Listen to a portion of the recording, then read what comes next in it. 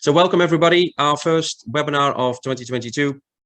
We haven't done these for a while, but we're very pleased to bring them back. So welcome everybody. Should be a very interesting one today, slightly unusual perhaps, because it's all about the Queen's Awards and how you might be able to obtain one.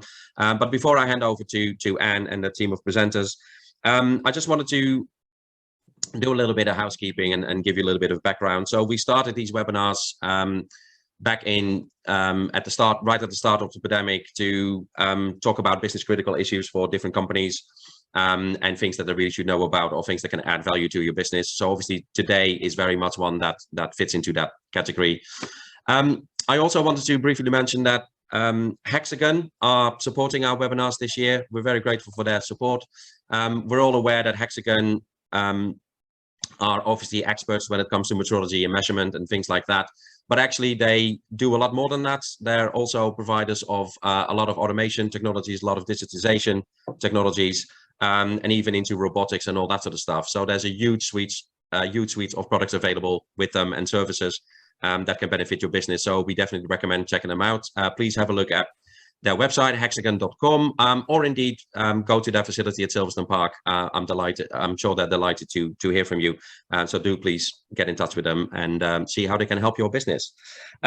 So in terms of housekeeping, can I ask everybody to sort of switch off their cameras to preserve bandwidth and also to put themselves on mute. What we'll do is we'll let Anne and the fellow presenters run through the presentation. There will be an opportunity to ask questions. So if you want to ask a question, either use the raise your hand functionality within Zoom, or indeed switch your camera on and give us an actual wave, and then we'll come to you to unmute and ask a question in person. Of course, if you prefer, you could also use the chat functionality to ask your question. So please feel free to do that if you wish as well. But that's kind of about it from me. I don't think I've introduced myself. So my name is Pim van Baars and I'm CEO for the Sales and Technology Cluster. Probably should have led with that. Apologies, but I think most people that log into this sort of stuff know that anyway. Anyway, that's about enough. I shall now hand over to Anne to start the presentation. So Anne, please take it away. And let's unmute. There we are. Okay, great. Yes, we can hear you. Lovely. Okay, good morning, everyone. You can see across the top of the page, Pim, myself, and Burnett, Dominic, Hopkins, and Simon of Blue Skies. We are going to be presenting to you today about the Queen's Award for Honours, and also to talk about, Queen's Award for Enterprise, and also talk to you about the honours system in the UK. First of all, let me introduce ourselves properly. Dominic is the Under Sheriff and Deputy Lieutenant for Northamptonshire. He is a litigation lawyer based in Northampton, and he has a number of honorary roles within the county, which I'll explain to you later. I'm also a Deputy Lieutenant in Northamptonshire, and I am chair of the honours panel for the county. And then Simon Derrick is the head of sustainability at Blue Skies Holdings, and his company has won several awards for Queen's Awards for Enterprise, and he is going to give you the sort of bird's eye view on what it is to win a Queen's Award, because it is something you can do for your company which doesn't require a huge amount of money, doesn't require any money to be spent on it. It's something you can do yourself, and it's just we will explain in the next quarter of an hour why it is such a good idea for you to apply for your company. There's an assumption that you're on this presentation today because you're interested in doing that for your company.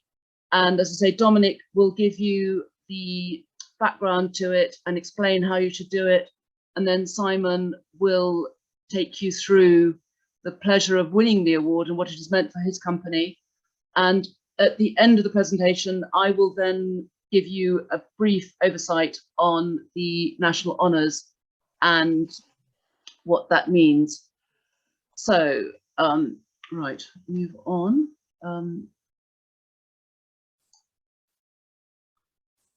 Okay, Anne, you're probably wondering what. Could you, sorry, Anne, to interrupt. Could you share your screen with us, because I don't think we're seeing the PowerPoint that possibly you're seeing. Okay. Okay. Is it not come up? No, if you go back to the bottom of the screen with the share screen functionality, if you hit that and do what we did earlier, that should work. Okay, I'll just come up then. So obviously it's mine. Slideshow. My apologies. That's okay. Is that coming up now? No. No, if you go back into Zoom to do the share. All the way back. Okay. Yeah.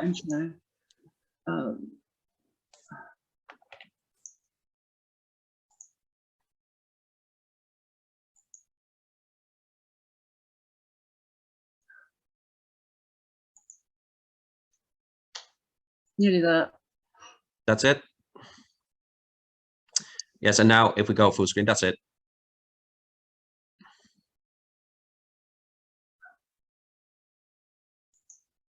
Okay, got it. Everyone got it. See it. Everyone can see it now. Yeah, perfect. Right. Okay. So yeah, I've done introduced everyone. What I was going to just give a bit of background before Dominic does his part on the Queen's Award for Enterprise is I've mentioned that Dominic and I are Deputy Lieutenants of Northamptonshire, which might be a title that doesn't mean a great deal to you. But first of all, we have been asked to do this presentation by the Lord Lieutenant of Northamptonshire, and he basically is the Queen's representative within the county, and everything stems from him in terms of what we do as deputies. The primary role of the Lord Lieutenant is to, as I say, represent the Queen, and also to arrange any visits by the royal family in the county and escort them while they're here. He also represents the Queen in presenting honours and performing duties with the armed services. Historically, the Lord Lieutenant is a role that goes right back to Elizabethan times, when the Queen needed to raise an army and wasn't getting much support from her countrymen. So she created a role of the Lord Lieutenant in each county, and his job was to provide her soldiers for her army. And this has carried on through the centuries, and it has now become more of an honorary role, and in that he represents the royal family, but he still has his connections with the military. And in fact, I can show you a picture of him wearing his uniform. This is the Lord Lieutenant of Northamptonshire, James Saunders Watson. As deputies, we back him up, we help support him with the honour system, and today our role is to promote the honour system in the county and promote the Queen's Award for Enterprise and also the Queen's Award for Voluntary Services. We live in Northamptonshire. We are aware that not all of you live in Northamptonshire who are in this cluster. So be aware that every county has a Lord Lieutenant, and every county will be promoting the Queen's Award for Enterprise. And we are just the Northamptonshire bit of it. But we have put together this presentation that just to assist you in what is a very general award for the whole country. So it's not limited to Northamptonshire, I can promise you that. Now I'm going to hand over to Dominic to give you the nuts and bolts of what the Queen's Award for Enterprise is all about. Dominic. Good morning, everyone. Thanks very much, Anne. Okay, so Queen's Awards for Enterprise, recognising organisations. There are three real categories of awards that are significant here. The first is, and the most well known in the media, of course, is the national honours. Whether you might get awarded a CB or an MB or an OB, a British Empire Medal, the national honours, and Anne will be talking about those later. Then there are those awards that recognise voluntary service, in the community, voluntary organisations. If you could go back, and sorry, Dominic. Go back to the first slide. Apologies, I've lost all of them. Hang on. Back. Okay, sorry. Go back. I'm going back. Go back. That stop. Brilliant. Stop. Yeah. Okay. Right, I'm on now. Brilliant. Thanks, Anne. And the third is for recognising organisations, the Queen's Award for Enterprise. And if you haven't seen it before on an organisation's profile, this is the signature that you will get if you are a successful award winner. And really, what does it mark? Well, it marks a number of things. It marks success. It marks the fact that the organisation in question has achieved a considerable and impressive amount in their field. And what does it do in those terms? Well, what it's doing is telling the world that you are a successful business and you need to be taken notice of. And it's also telling the world that you are one of a limited number of organisations that have achieved this level of excellence, because getting a Queen's Award for Enterprise is special. Next slide, please, Anne. It's special. You get to meet the Queen, potentially, or and in this case, there are a couple of photographs here, which Simon will go on to talk about a bit later.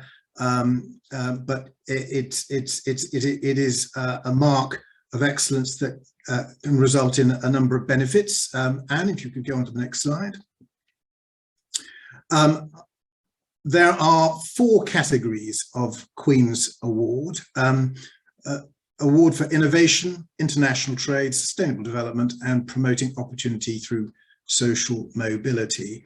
I put them in that order specifically for this audience because the technology cluster is all about innovation. It also has a significant interest in international trade because a lot of your markets out there are international. It's a global world, the technology world.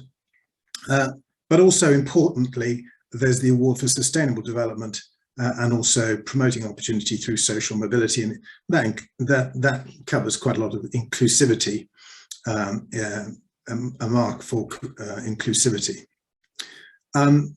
When you get an award, you have it for 5 years.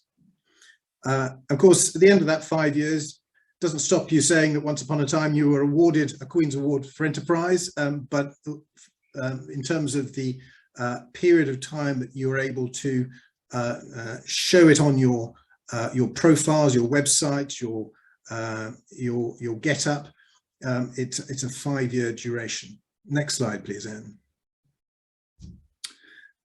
And why would you want to do it? Well, it's good for your organisation. You will certainly be invited to a royal reception. You'll be presented with the award by Her Majesty's Lord Lieutenant, Mr. James Saunders Watson, who Anne's introduced you to already. You're permitted to fly the flag at your premises and use the emblem on your marketing materials. And you get a nice certificate, a crystal trophy, and there's plenty of press coverage from the official announcements, and of course in the social media world, all sorts of opportunities to do that repeatedly across a whole range of platforms. So those benefits are attached to the award, but of course it's the collateral benefits that are most significant. It's what it does for your organization and what it makes your organization feel. It's what it does for your reputation with your customers as well as your suppliers. It's what it can do, therefore, for establishing credibility with in your markets, and it's a great way to sell your business by virtue of the success that is being marked through the award. So all in all, it's a fantastic award. There are lots of awards in the business world, but I think when you've got the mark of the sovereign on the award, that has a very particular characteristic. Now, the reality is I haven't won one of these awards, but I can introduce you to somebody who has. And Simon Derrick is here. His organisation has won a number of awards, and we're going to now just hand over to Simon just to tell you what it really means before I come back and go through some of the criteria to ensure that you're all aware how to make an application, because it's an application that you can make. It's not one that depends upon somebody else nominating you. This is something which is in your hands to apply for, and I'll be going through some of the conditions and criteria that your application will need to satisfy. So Simon, over to you. Next slide. Thank you very much, Dominic. Yeah, I'm just going to give you a quick introduction to Blue Sky. So if you don't know us, we're a fresh cut fruit company. We're headquartered in Northamptonshire, and we've got a philosophy around adding value at source. We've got factories in Ghana, Egypt and South Africa, Brazil and Benin, and employ around 5,000 people across all our sites. And we supply retailers across the globe, particularly in Europe, such as Waitrose, Sainsbury's, Tesco's, Aldi, Morrison's and Carrefour, all under their own label. So you might not have heard of Blue Skies before, but there's a strong chance you've eaten some of our products before. So I'm hoping Anne might be able to fast forward to some of the pictures in the slides. I think you've got a previous edition of the presentation that doesn't have the photographs in it. But don't worry, don't worry. I can I can talk through it. I think some of the photos Dominic had on one of his earlier slides show some of our team. Oh, there we go. There you go. That's so the top one there is Andre, who's our general manager at our South Africa factory. And in the background, you can see meeting the Duke of Edinburgh, Mary, who's from our logistics team in Ghana at a reception at Buckingham Palace a number of years ago. And for us, I mean, we first applied for a Queen's Award back in 2007, I think it was. So we applied then, and we were delighted to find out we'd won it in 2008. And that was really kind of the first experience for us in terms of applying for the Queen's Award. We were recommended to apply for it. I think it was through the British High Commission in Ghana said, why don't you go for a Queen's Award? You achieve such a huge amount in terms of your business, sustainable development, international trade, and innovation. We certainly fitted all the various different criteria. So we decided, well, let's give it a go, and we did, and we were delighted to have won, as I said, in 2008. And I don't think we actually had really sort of appreciated how much it would mean to the business then. We didn't know that much about the Queen's Award beforehand, but actually upon finding out that we'd won it, it had a huge impact across the whole business. And I think, for a business that has won various different industry awards in the past, whether that's from within the fresh produce industry or from within the retail world, this really stood out because it wasn't an award where you just you turn up for a nice dinner and you put your application together, and then it helps you to create some publicity over a couple of days, and then maybe sort of you forget about it within a while or two, and the life catches up with you. But this is an award which has resonates across the whole business, because it means a huge amount to all the people within the business. This is, as Dominic was saying, is an award, a mark of the sovereign, and we can fly the flag, we can put the emblem on our marketing materials on our website, and everyone feels extremely proud and very motivated to say that we've won a Queen's Award. And of course it lasts for 5 years, and we can go on celebrating our success within that period of time. So it's for us, it's a mark of prestige. It pips all the other awards in terms of its credibility and what it means to our people. And also among the customers that we supply, the suppliers that we source from, all the organizations who are involved with us, they're also proud to be associated with us because we've won a Queen's Award. In fact, there are a number of customers who often show off the fact that we've won a Queen's Award, which I think says a huge amount. So it also strengthens our credibility, particularly in the field of international development and sustainability, for which we've won the Queen's Award now on 4 occasions. And as I said, there's various award schemes or sustainability standards that are out there, which can often help to demonstrate our credentials.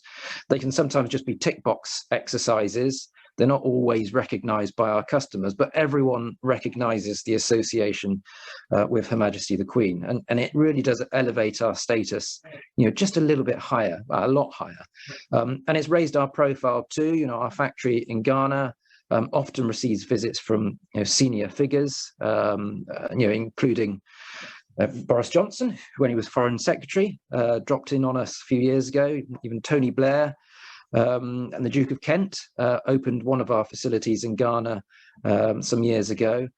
So it really does kind of help to raise our profile within the industry, but also on a government level and across all aspects of society. And I think some of the benefits that Dominic mentioned before as well, such as the ceremony, the opportunity to host a reception at one of our premises, so which we organise ourselves, so we can make it as big or as small or as formal or as informal as we like, really. But it's an opportunity for our staff to come together to celebrate the award, and the Lord Lieutenant presents the Crystal Trophy to us and a framed grant of appointment, which is signed by Her Majesty the Queen and the Prime Minister, and that is a special moment in itself. Of course, we can generate a lot of publicity from that, which we have done, but I think it doesn't. I think what it means for our staff and our business as a whole, and for all the people who are associated with us, I think is the most noteworthy here. And of course, there's the opportunity as well to go to Buckingham Palace, or as it was most recently, Windsor Castle, to meet with the Queen or the Prince of Wales and mingle with members of the royal family, which is an incredible opportunity. And it wasn't for us something we said, well, we'll just send the chairman and the CEO to go to the ceremony. And for us, it was an opportunity to recognise people within our business who have gone above and beyond. So in each occasion, we've looked out to see what if we can reward some of our staff from our sites, as you can see in the picture above, so that they can go and celebrate, and it's something which they will always remember and stay with them, and obviously stays with them now as they continue playing an important role within the business. It's an occasion they will always remember. One thing I would just add as well is in terms of the applications. Dominic will speak about it in a moment. Of course, you're required to put together an application which does ask you many questions, but they are not questions that should be beyond you in terms of being able to find the information for them. But I think the balance is quite right, because it wouldn't be right if it was an easy application form that you can fill out in a couple of minutes, because we want to ensure that we are being awarded and recognised in a way that goes through a credible process, and it does. And as I understand, there's an awards panel, and the great thing is, if you're not successful, when you apply, you get feedback, which you don't for many awards. You get some really good feedback that gives you some suggestions, some tips and hints as to what you could change the next time you apply to increase your chances of winning. So from that perspective, it really is a great award to go for. And as Anne mentioned at the beginning, it's free to enter.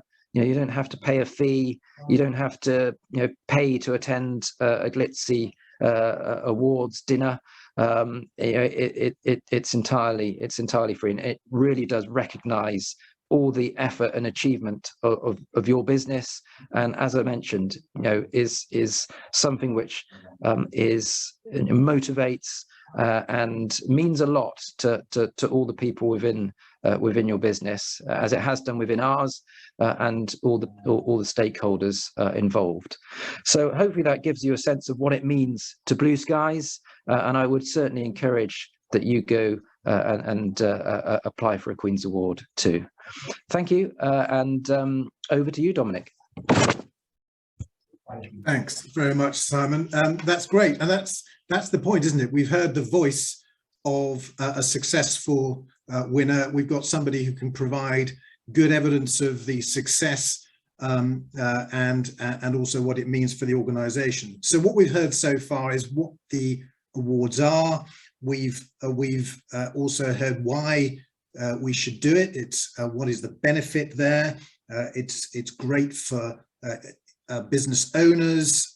It's great for the employees and their families. It's the pride that comes with that. It extends just well beyond just the organisation, the entity itself, and it's great for your trading relationships. All of those things are good. So that's the why you should do it.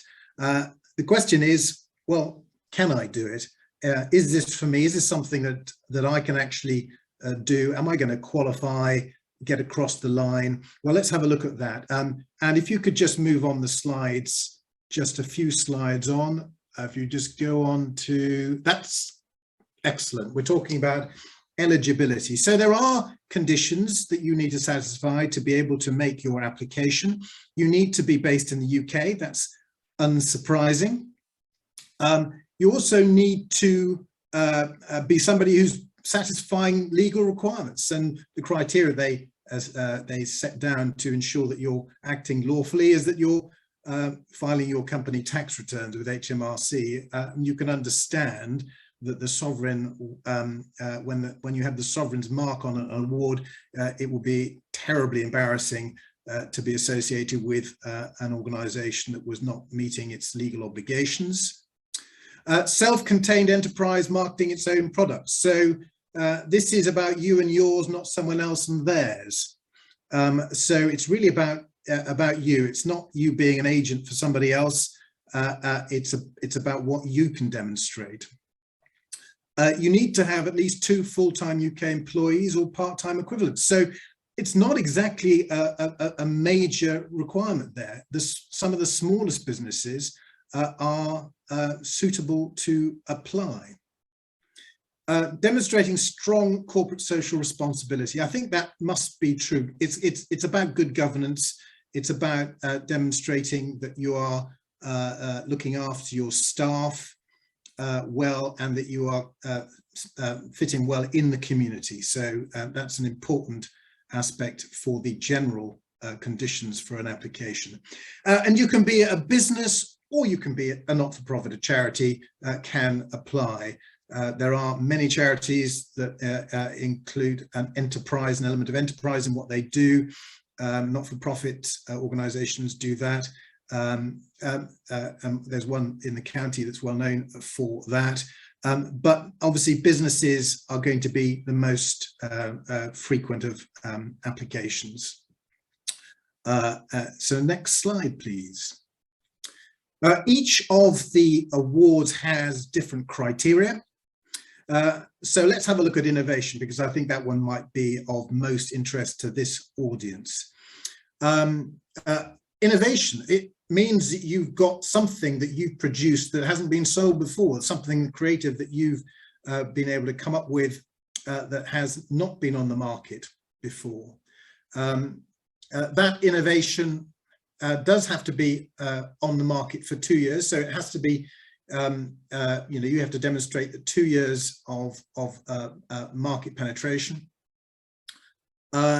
It also has to be something that is going to cover its costs, that actually it's successful in terms of its as an investment as well. Commercial success, demonstrating commercial success is going to be quite important. What they're looking for is that outstanding record of success for over a 2-year period, and then a continuous period of success for 5 years. So looking at sort of a 2-year period of demonstrating outstanding market penetration, and then perhaps continuous for the 5-year period. Categories, well, of course, innovation comes in a variety of forms. They cover, in this case, invention, design or production of goods, the performance of services, marketing and distribution, after-sales support of goods or services. Again, in the technology environment, it's not always going to be the invention that is at the heart of it. It might well be the services associated with it, or the way in which you've gone about marketing and distributing your invention or your product. So all really important categories there. Next slide, please. In terms of if you're applying for the International Trade Award, then you have to demonstrate a minimum of £100,000 of overseas sales in the first year and year-on-year growth thereafter. Outstanding growth in overseas earnings relative to the business size and sector. It's about proportionality in that growth. Year-on-year growth in overseas sales without dips, that's quite important. So seeing continuity of growth is going to be quite important. That same gradient of steep for 3 years, continuous for 6 years. Also, this the case for international trade. Sustainable development. This is where Simon and his team were so successful in showing outstanding performance for more than 2 years, and were able to demonstrate in their application how the benefits are derived from what they were doing. So that's sustainable development. Next slide, please. Promoting opportunity through social mobility. You have to demonstrate you've had a program running for more than 2 years, again evidencing benefits. And that is characteristic of all these awards. It's being able to have the metrics available to do the work to demonstrate evidence what difference you've been able to make. In this case, assistance to socially disadvantaged individuals and groups in the way in which the organisation has provided work experience or careers advice, mentoring, offering interviews and job-related training, and recruitment processes being inclusive, open to everyone. And what you're also being expected to evidence is the benefit that you've brought for the people who are being supported, the organisation, the employees, and the wider community. So yes, that sounds like a steep hill to climb, but as Simon said, is that these awards are not ones that should be given on the nod.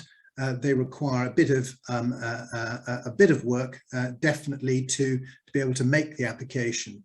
But I hope by working through these aspects, we've been able to demonstrate, firstly, the benefits that you can derive from a Queen's Award if you're successful, that actually it isn't out of reach for you as an organisation.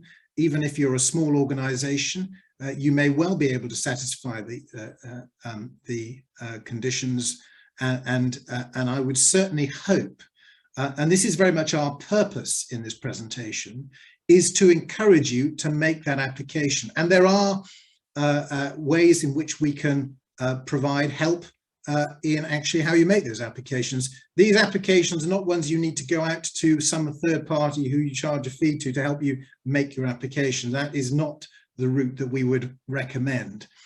But there are people like Simon, others in the county who would be very happy to talk about, you know, the application process on a one-to-one basis. I'm sure I can see Simon nodding there.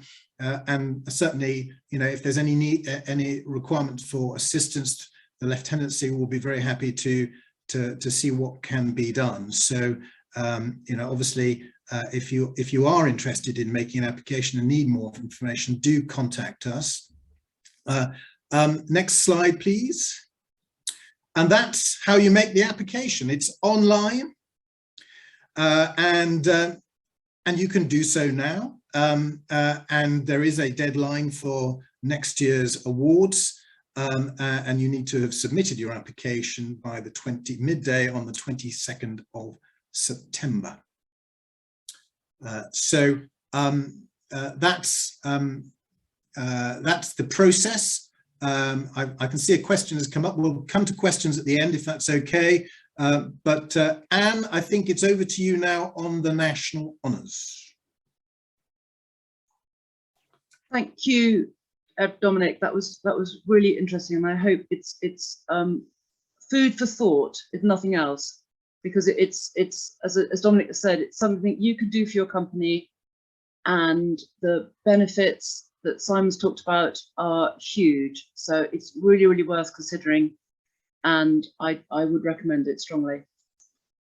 We're now going to talk about national honours, which is what the individuals get, the OBEs, the CBEs, the knighthoods that you read about in the press. And these are honours as opposed to medals and decorations like the Victoria Cross, the George Cross, or military medals. It is a distinct thing, but it's in the Queen's gift to award these, and I'm just going to quickly run you through how the system works, and then talk a little bit about the orders, because that I find does confuse people. And then the main point I want to talk about today is the fact that you can nominate people. You as members of the public can nominate people for these honours, and that's my main point of my bit of the presentation today. The list that you will have probably seen in the newspapers over the years, they come out twice a year, once in the new year, which we've had recently, and then the Queen's birthday, official birthday, which comes up in June. And they announce about 1,300 people at a time, and it's a big range. I mean, it's from the really, really senior honours all the way down to the smallest person.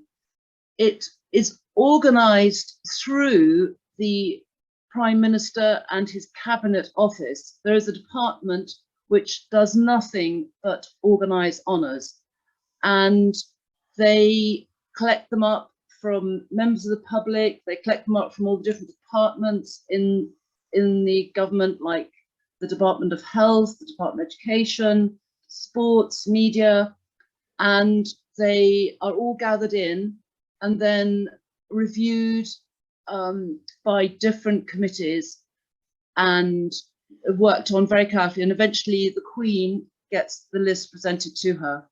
There's also the diplomatic service, the overseas, which I'm not going to talk about very much today because that is very specific. And then the Defence Service list, which is the military, and again, I'm not going to talk about that very much, but they are all announced at the same time. And as you're probably aware, it is quite a long list. The way the list works, as I said, it comes through the Prime Minister, but it is people, the public, who make these nominations, and there is a form an online form that you can complete, which I will give you the website links for that at the end. Otherwise, it comes through the departments, and then the honours and the appointments team work their way through and probably pick out the best ones. There are too many for them to put everyone forward. It's quite an exclusive list by the time it gets through to the committees, and they meet twice a year and go through all the nominations that have been made and pick out the ones that they think are worth progressing. And the committees reflect everyday life. There's the arts committee, a legal committee, education committee, a financial business committee, scientific committee, sports, and they just basically go through them all and, I say, pick out the ones that really catch their eye and that they think they do deserve to get an honour. This list then comes back to the Prime Minister. He checks it through. Sort of provisional list gets sent to the Queen, and it all gets reviewed. And at the end of the day, it can take probably 2 years for a member of the public for their nomination to get through the system, because there is, again, so many, and they really, really, really want to make sure that, a bit like the Queen's Award for Enterprise, that they get the right people and they don't get someone who's made up the story or has got a criminal record, just so that it gives the right flavour when these awards are announced. Secondly, if there's the option of an invitation to the royal garden parties at Buckingham Palace, and again, it's not a sort of something that's given out willy-nilly. It is very selective who gets these invitations, but within the county, we are allowed to put forward people who we think may not merit a national honour, but really merit a thank you and the opportunity to go to the garden parties. And these haven't happened for the last 2 years because of COVID, but they are going to be happening this year. The invitations have gone out, and in May there'll be 3 garden parties, and we've got a good selection of people from Northamptonshire who have had to, as I say, have had to wait for 2 years for their opportunity, and were absolutely desperate that those invitations were honoured. And we are delighted that they have been able to go forward and receive the invitation, and will be going, as I say, in a month's time.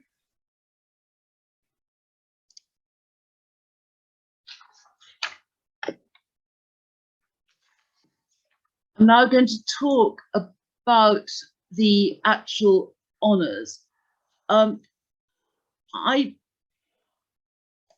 They are divided up into orders, and basically depending on what category your honour fits into, that's the order that you'll be put in.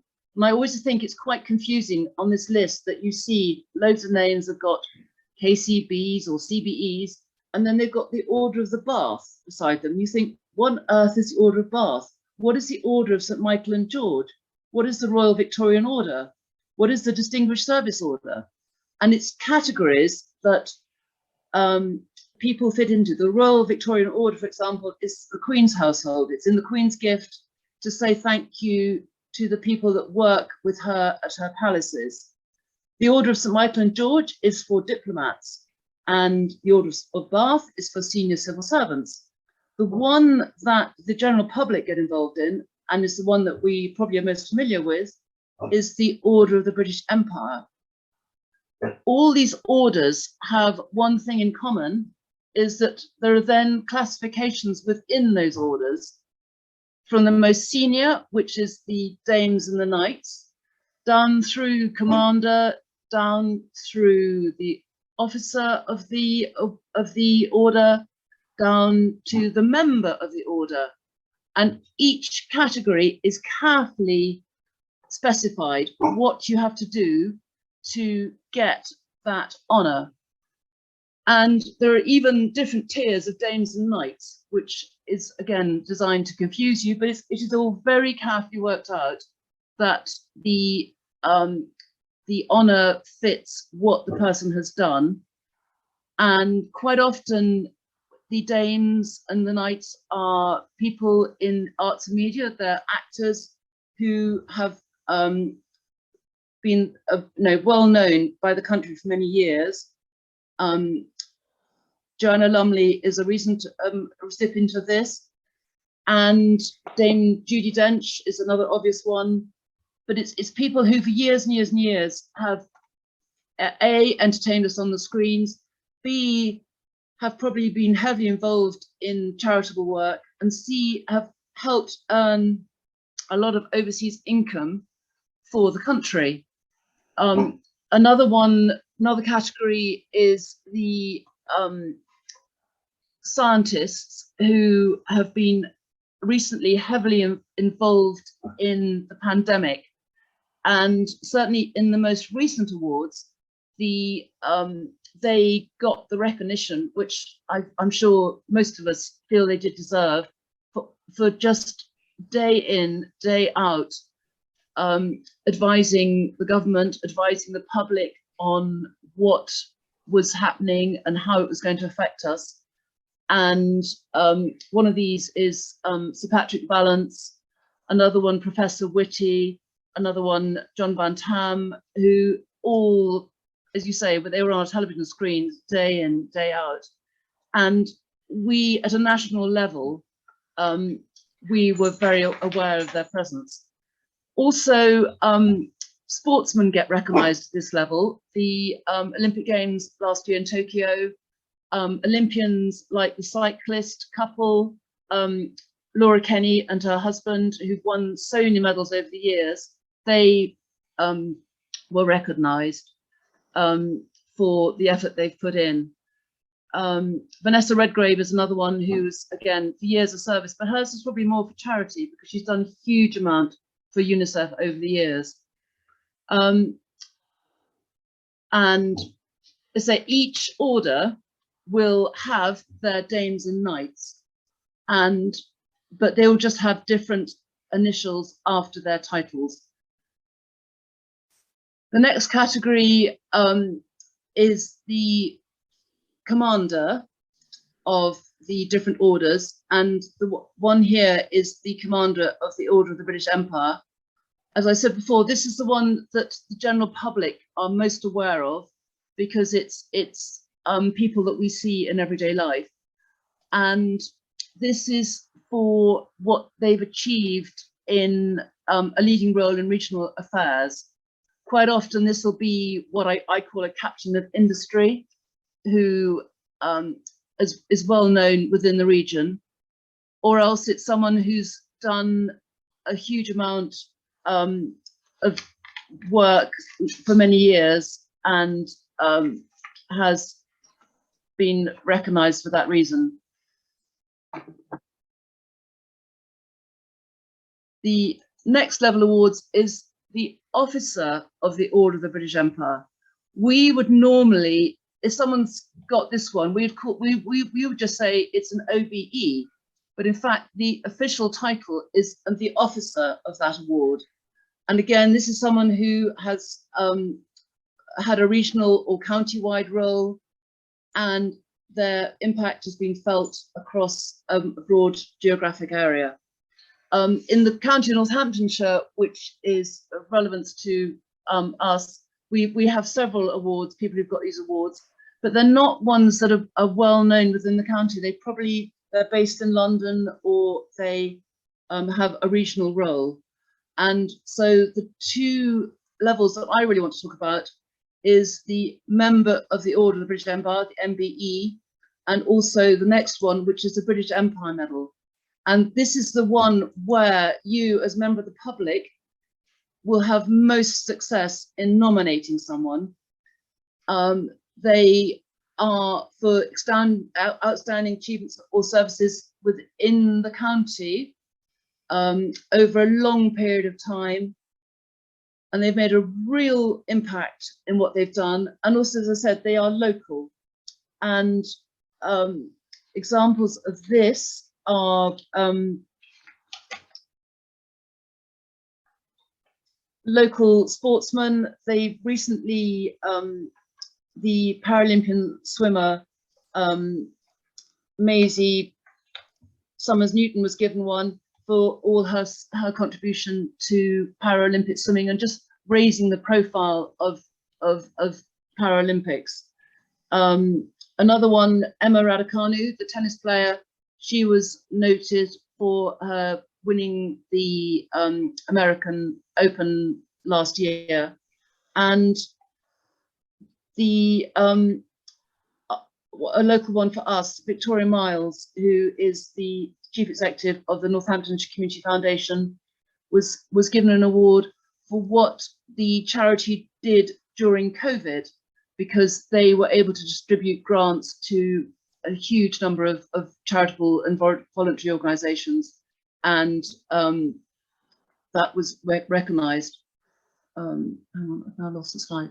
The final one, as I said, is the British Empire Medal, which again is given out to people who've had a real hands-on local contribution. It's innovative and it can be of a relatively short period, maybe just 3 to 4 years. Usually it's in the charitable or voluntary sector, and this one is presented by the Lord Lieutenant. Again, in the last honours list, a lot of people who'd done work during the pandemic were given awards for this one. And in fact, one that I think was probably quite close to the Silverstone Heart was Ben Hodgkinson, who worked for Mercedes, and he redesigned way back at the beginning of the pandemic, when people were in hospital and they needed ventilators. He set to and completely redesigned the ventilator to make it much more practical and easy to use, and developed a prototype within 24 hours and got it out into production within weeks. And then Mercedes didn't take any money for it, but they gave away the IP to companies all across the world who could also then put in production the ventilator. And it was a huge boost right at the beginning of the pandemic that we weren't seeing, that we were able to solve a problem that the National Health and other hospitals around the world were really struggling with. Another example of a lady who's won this is Julie Weston, who, aged 83, has been selling poppies for Remembrance Sunday for 65 years. And she's also raised a lot of money for charity. Another guy, Aaron Shrive, he used a 3D printer and was able to make face masks, part of PPE again for the pandemic. Basically, it's local people just doing something, just going an extra mile, and being noticed by their community, by their peer group, and a member of the public has put in a nomination for them, and it has been recognised at a national level, and they have been given an award.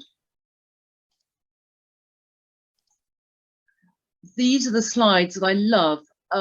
In doing a nomination for someone, you've got to make them stand out. As I said at the beginning, there are hundreds of nominations made by members of the public, and they need to stand out. The committee who sifts through all the applications has to be noticed within the first paragraph that this person is worth looking at and worth carrying on reading. So we put together some nouns which really sort of highlight what it is that we're looking for in a well-written nomination for someone. it's not the words like he's wonderful, he's lovely, he's so kind. It's just words that really stand out. And we've also got some adjectives, which again, exemplary, articulate, tenacious, trusted, dedicated. They're all words that just make you think, oh, I'd like to read a bit more about this person. You know, what have they done? How have they achieved this? And it's not a difficult thing to do a nomination. It takes time, but a bit like the Queen's Award for Enterprise, it is just so pleasing when that person gets an award and you know that you have said, it's, you know, found a way of saying thank you to them for all the work they've done in the county. And I would recommend highly that if you've got people, if you're thinking, I know someone in my village or my town who has spent 40 years always volunteering, always helping out, always, you know, if you want something done, he's the person we go to, or she's the person we go to, then if you just would like to do a nomination for them, then that would be a brilliant service to do. One more Queen's Award, which runs alongside the Queen's Award for Enterprise, is the Queen's Award for Voluntary Service. And this is a more recent award that's been created. It was created in 2002. And basically it's an MBE for the voluntary groups within the community. And it's very much based on the word voluntary. There are big charities, you know, who have paid members of staff who are doing a very good job, but they are supported by volunteers. But this one is volunteer-led, and they provide something within the community, social, economic, or an environmental service for local people. And it's one that they have to put themselves forward, a bit like the Queen's Award for Enterprise. And then it is assessed by the Lord Lieutenant, and he asks the deputies to decide whether it is a worthwhile nomination and whether the charity should be put forward. We've had a number of successes in recent years, and I probably could have had someone on like Simon, who could have told you in exactly the same way with what enthusiasm it has meant to their charity. And they again are able to carry the flag for the award. And it's just done wonders for those charities. And they get an invitation to Buckingham Palace, to one of the garden parties, and to meet the members of the royal family. And it just lifts that charity, who maybe think that they're completely unnoticed, no one's ever seen what they're doing, but they in fact have been picked up by the local Lord Lieutenant. And again, if you can think of a charity that does that, then please get in touch with us and we can help you do the nomination for them and encourage them to go ahead with it. So that's the end of my presentation. Thank you very much for listening. The websites are here listed. They've been rewritten recently, I'm pleased to say, and they're actually incredibly straightforward. None of them are particularly long. They set out very clearly what is expected of you in nominating people, or for honours, or nominating yourself, nominating a charity for a volunteers award. And it is all quite straightforward, and there is plenty of advice there about how to do it. But that's, I say, thank you very much for listening, and we will now hopefully have some questions. Excellent, and thank you very much for all of that. Obviously, as per usual, we'll share the slides with everybody, and also share a recording of this webinar with everybody if you want to follow up a little bit later on. We are obviously right on the time threshold, but Dominic spotted correctly that there were a couple of questions coming in via the chat. Dominic, would you care to address those very quickly? And then obviously we can open it up for other questions as well. Absolutely. Very happy to do that, Pim. But before I just answer one of the questions which has come up, I would say we also have, I see on the participants, a winner, an award winner of the MBE order, Adrian Thorpe, for his effects pedal technology, I believe. I may have got the wrong individual, but I think he's online. So there's a success. There's a success already. We have one question we have here. Could you provide a bit more detail on the criteria of self-contained enterprise marketing its own products? Would this include consultancies offering services that benefit other organizations in an innovative, sustainable way, and thereby further the industry as a whole? Simple answer, yes, it would.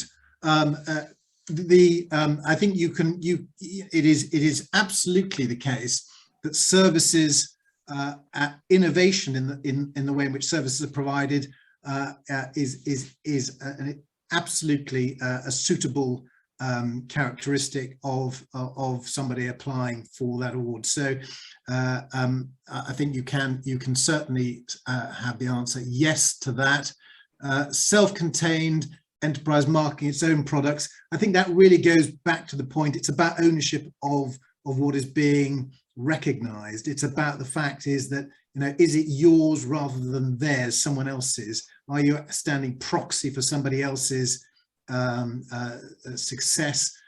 So really that's to say it's really about you guys and what you've done and not somebody else. So I hope that gives you a little bit of a suitable response to that inquiry. Excellent, thank you, Dominic. There was one other question that came in, and the question is: can you be a UK limited company but part of an international group of companies? So if you're part of an international group of companies, but obviously a UK limited company, would you still be eligible to go for an award? If that's the case? If you are a UK limited company, then you are eligible to make that application. I mean, plainly, it goes back to that question of, is it yours or is it theirs? Plainly, if the applicant, the company that is applying for recognition, is standing proxy for some international group, then that might be more tricky to qualify. I think the other thing to say is that if you've got any particular concerns as to whether or not you can qualify, if you go to the online resource, if you can make inquiries through the website and get your response on any particular technical issues. So by all means, if you think, well, do I qualify? Is there an issue? Might there be an issue? Is it worth my while? Ask first before you make your application. Get that sorted early before you've invested too much time making an application. So I think that must be the right course. So the system is set up to deal with those sorts of inquiries, and so I would recommend you do that. Excellent, very, very good.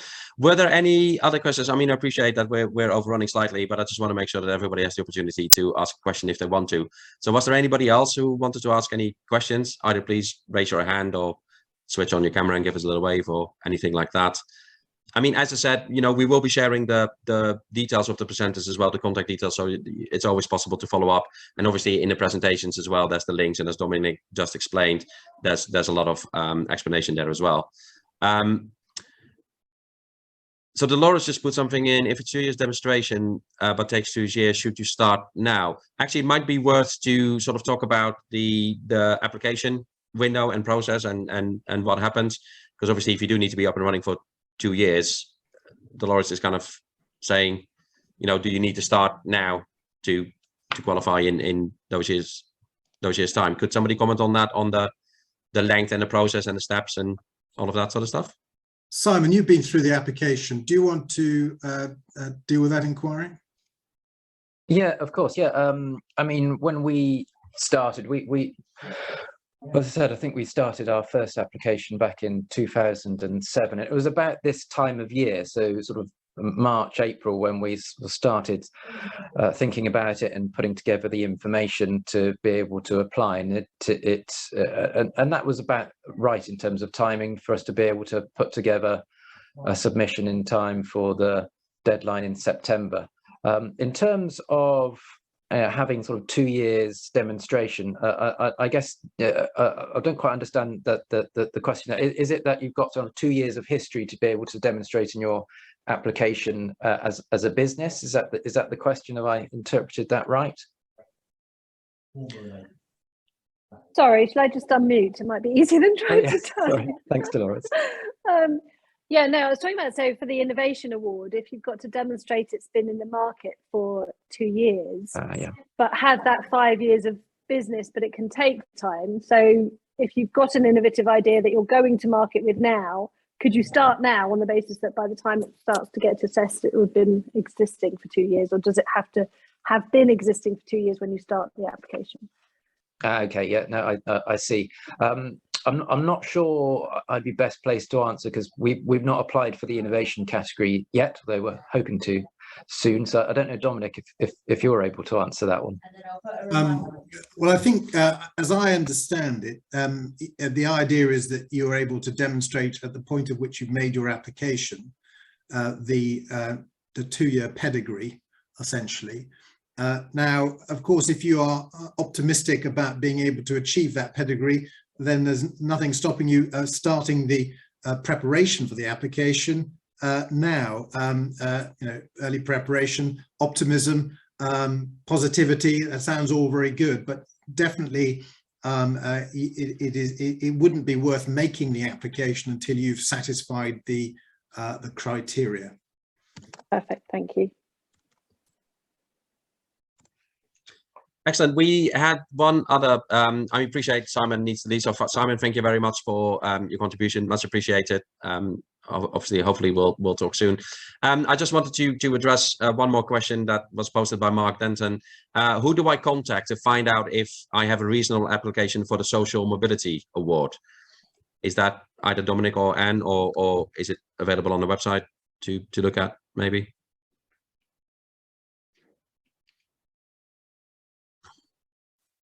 I think probably the thing to do there is it's probably worthwhile applying at source, going to the online inquiry and seeing what contact you can make there. If you don't have any success online on that front, by all means contact either Anne or myself and the Lieutenancy Office. We can provide a contact email address for the Lieutenancy Office. Janet Lodge is the Deputy Clerk to the Lieutenancy, and she can receive any requests of that nature. Excellent. We'll make sure to share that with everybody. Right. Given that we're sort of 10 minutes past finishing time, I think we should leave it there. So Anne, thank you very much for the presentation. Dominic, thank you very much for the presentation as well. I thought it was really interesting and useful. Just to wrap up, I want to once again thank Hexagon for supporting this. Please do check out their services, especially if you're interested in automation and digitalization. Now, what we normally always do is we do a quick poll at the end. So if you would please be kind enough to complete the poll to tell us what you thought about the webinar, but also let us know what other webinars you're interested in, what else you would like to hear about. That would be really, really good. So that should all be on your screen now. It takes less than a minute to fill in, so if you could, we would appreciate that. While everybody's doing that in the room, I would like to thank our audience for watching on YouTube. So we'll stop the recording in a second. But yeah, thank you very much for joining us. Obviously, check out our website and the YouTube channel for more good content. And please like, share, and subscribe, as they always say, something to do with Alcor's rhythms. But thank you very much for watching, and see you soon.